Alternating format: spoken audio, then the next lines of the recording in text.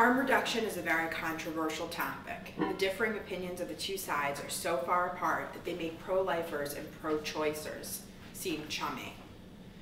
Harm reduction not only sends a message that it's okay to continue an addiction on a smaller scale, but it also encourages the addiction. Any sort of substance use is wrong, and to encourage it is to encourage one's ongoing addiction, in addition to promoting others to just try the substance, because the individual now has the freedom to make his or her own choices. When one fights for harm reduction, he is thinking in terms of the well-being and the happiness of the community, not the safety of the community. We are trading one vice for another by doing this.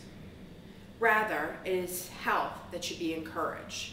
It is not the continuation of using illegal substances or smoking tobacco that should be promoted. Unfortunately, this is exactly what is being done to those who partake in harm reduction. While no one wants to limit one's individual freedoms, harm reduction efforts are providing social approval of risky and immoral behaviors. I find the thought ludicrous that the United States government is being accused of limiting an individual's freedom because they will not allow them to access these illegal objects, such as the illegal drugs that they are doing. If the drugs were legal, then yes, we would be infringing upon these citizens' rights. However, as long as these poisons remain against the law, the government is simply upholding the will of the people. When referring to harm reduction, most commonly one is talking about illicit or illicit drugs. These drugs can include heroin, cocaine, or tobacco, or even alcohol. Harm reductions seems to be a moral way to prove these activities are not socially acceptable. I say this because drug use is illegal. However, all of a sudden, with a harm reduction policy in place, drug use and drug users become acceptable. Why would we accept something or even encourage it when it has never been accepted or encouraged in the past? Advocates of harm reduction are disputing the fact that harm reduction strategies avoid or reduce harm to individuals committing certain acts such as drug use or sexual activity.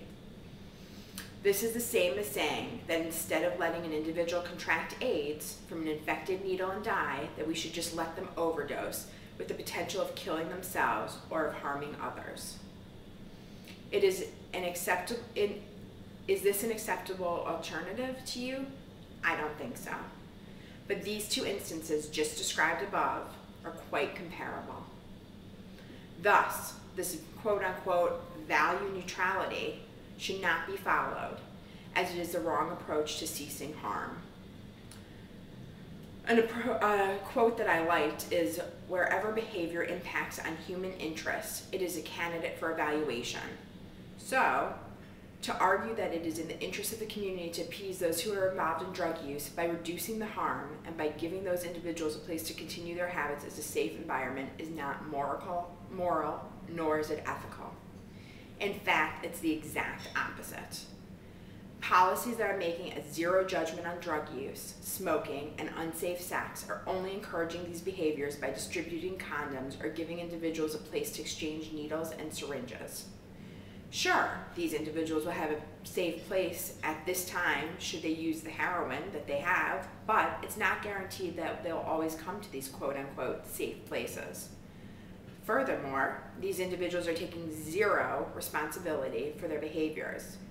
Another example is the nicotine patch for those who are trying to stop smoking. First, these individuals are still putting nicotine into their systems, and they're still dependent on it. Secondly, if these individuals want to quit, they must have the willpower to do so, not substitute one substance for another substance in their bodies in order to achieve this goal. Simply trading one vice for another is not the best way to solve an addiction. It's not the way at all. The best example of this is the heroin addict who quits heroin or methadone and then becomes more addicted to the methadone than they ever were to heroin. As human beings, we are each responsible for our own choices and for how to go about achieving our goals.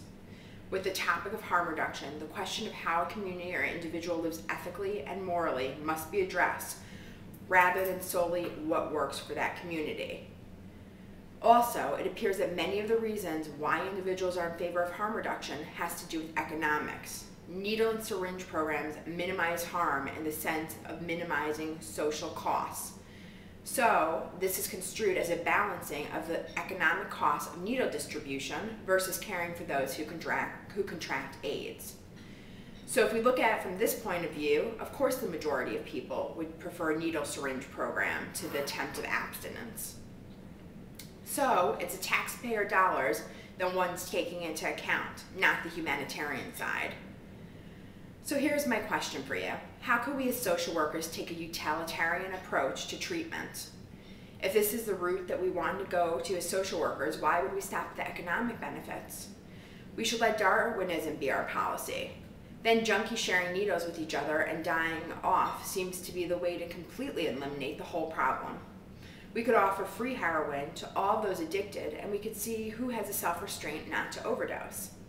Those that don't will be worthy of the treatment. Then we could also buy heroin from Afghanistan, which would give them a legal way to sell their #1 cash crop and further their economy. Clearly, this does not promote what we have learned in our MSW program.